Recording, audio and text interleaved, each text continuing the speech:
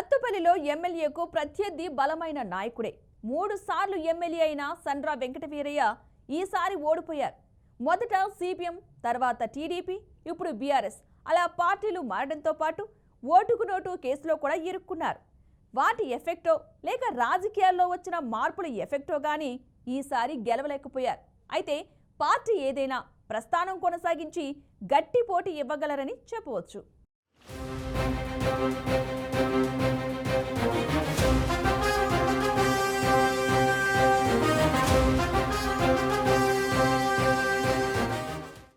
ఖమ్మం జిల్లా పాలేరు నియోజకవర్గం కుసుమంచి మండలం రాజుపేట గ్రామంలో ఒక నిరుపేద దళిత కుటుంబంలో సండ్ర భిక్షం లక్ష్మీలకు సండ్ర వెంకటవీరయ్య జన్మించారు. నిరుపేద మధ్య తరగతి వాతావరణంలో పెరిగిన వెంకట వీరయ్య ప్రజల కష్టాలు కళ్ళారా చూసి చిన్నతనం నుండే రాజకీయాల్లోకి దిగారు.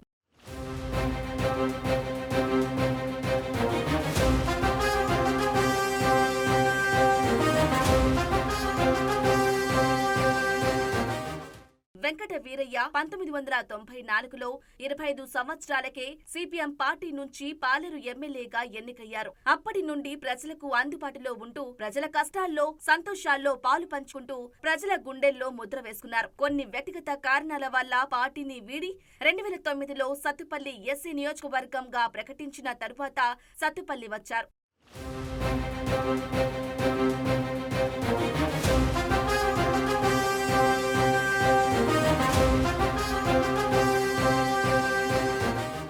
సండ్రపై అనేక విమర్శలు వెల్లువెత్తాయి. 2009 టీడీపీ అభ్యర్థిగా బరిలోకి దిగి 2014, 2018లో వరుసగా సత్తుపల్లి నియోజకవర్గంలో విజయం సాధించి సత్తుపల్లి అంటే సండ్ర, సండ్ర అంటే సత్తుపల్లి అని ప్రత్యేక ముద్ర వేసుకున్నారు. సత్తుపల్లి నియోజకవర్గంలో ఏ ఊరు వెళ్లినా అధికారంలో లేకపోయినా అభివృద్ధికై అనేక విధాలుగా పాటుపడ్డారు. 2018 ఎన్నికల తరువాత తెలంగాణ రాష్ట్రంలో మారిన రాజకీయ పరిణామాల వల్ల నియోజకవర్గ అభివృద్ధి లక్ష్యంగా పెట్టుకుని ఆయన టీడీపీని వదిలి టీఆర్ఎస్ లోకి చేరారు. అదేవిధంగా మంత్రి పదవి లేకపోయినా ముఖ్యమంత్రి కేసీఆర్, కేటీఆర్, హరీష్ రావు వాళ్ళ సాన్నిధ్యంలో సత్తుపల్లి నియోజకవర్గానికి అభివృద్ధి బాటలు వేశారు. కోట్ల రూపాయలు నిధులు తెచ్చి అనేక అభివృద్ధి కార్యక్రమాలు చేపట్టారు.